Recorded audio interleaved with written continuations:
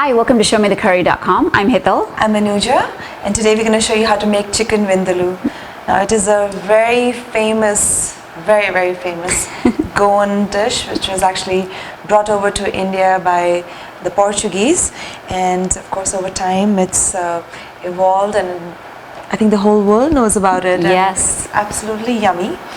And here are some of the things that we're going to put in there. Now, first of all, a lot of people think that vindaloo is supposed to have potatoes in there because of the word aloo, but that's not really true. It's basically, I don't know which way it is, but it means the breaking down of the word vindaloo is garlic and vinegar.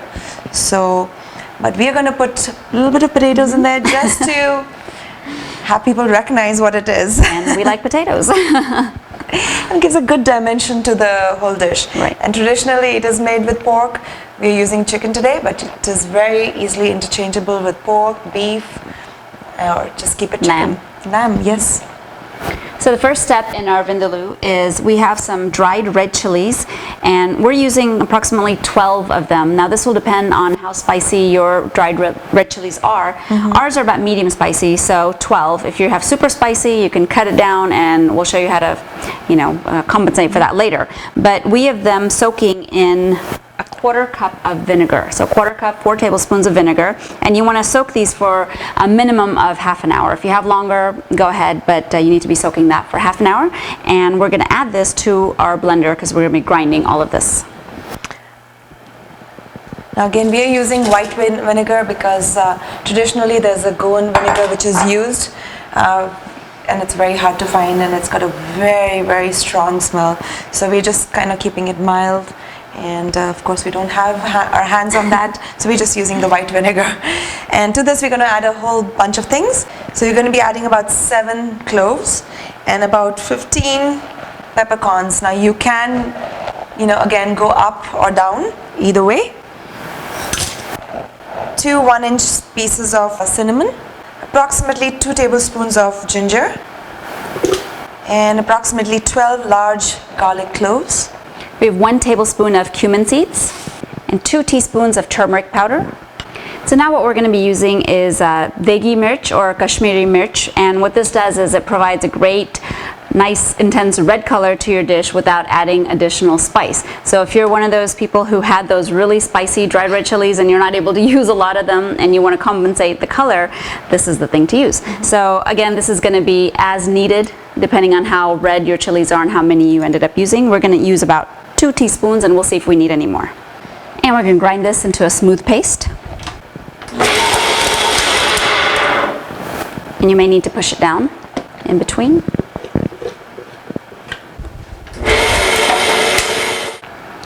So our masala paste is finely ground into a nice smooth paste. We ended up having to switch it out of our big blender into a small spice grinder because it was just too big. So here it is, a nice ground paste ready to go. And also, depending on how your blender is, it's okay to add, a couple of tablespoons up to a quarter cup of water to help you grind this mixture. And while Hital was actually doing that, I got the chicken ready. We cut it up. We're using 2.5 pounds or approximately kg-and-a-quarter boneless, skinless thighs.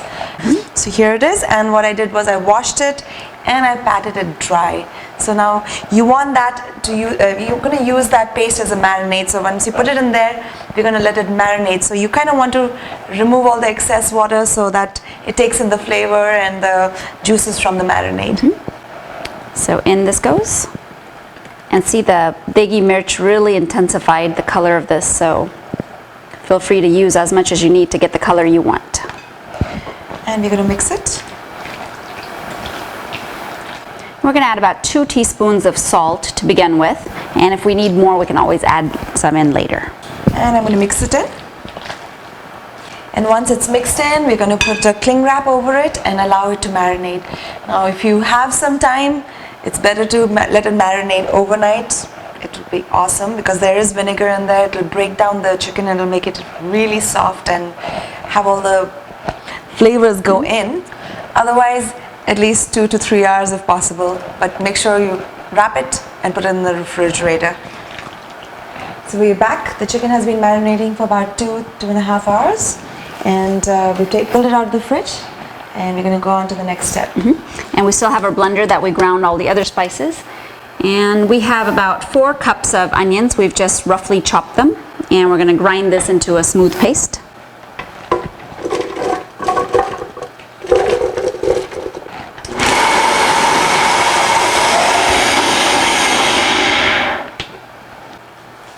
And we're going to add the onions to the chicken. And we're going to mix it. And in our stove back there, we have a nice large pan, and we have 2 tablespoons of ghee or clarified butter heating up in there right now. Okay, the ghee is heated up. Now you can use oil if you prefer.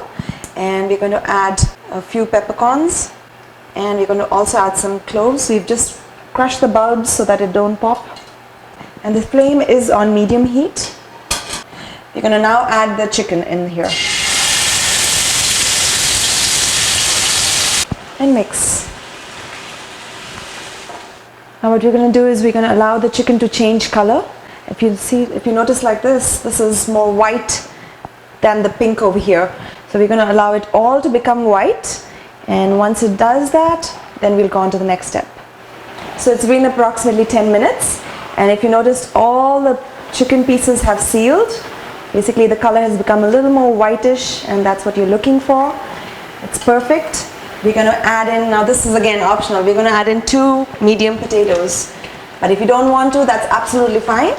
And we still love that red color. So we're going to add a little bit more of the Deghi Mirch and mix it in. And at this point, we're going to add about 4 cups of water. This is a dish that is usually had with rice, so you want it to be with a little more gravy. I'm also going to add in 2 additional tablespoons of vinegar. Mix well, and we're going to lower the heat to a medium low and cover it and allow it to cook for about an hour. And you're going to keep stirring it in between. You've got to have patience for Vindaloo. So it's been approximately an hour, and we have been stirring in between because it's very important to do that. And let's have a look. Oh, beautiful. I'm going to reduce the flame now, give it a final mix. As you can see, a lot of the water has evaporated and been absorbed. So bottom line is you're looking for the potatoes to be cooked, and let's see if the potatoes are cooked. Beautiful. They're not overcooked, very important to do that. And you're going to turn off the flame, and you can check on the salt and your spices, and that's about it. And if you need to add more water, you can just give it another boil, and it's perfect. But I think with rice or even with naan or something like that, it's a perfect consistency. So our chicken vindaloo is ready to serve, and it looks fabulous. The color is just popping out amazingly red. Yeah, but again, if you want it even more intense red, what you can do is you can scale back on the turmeric amount, and you'll have just a red, red curry. Red as opposed to a little orangish. Right, so enjoy your chicken vindaloo, and join us again on another episode of ShowMeTheCurry.com. Adding a pinch of spice to your life.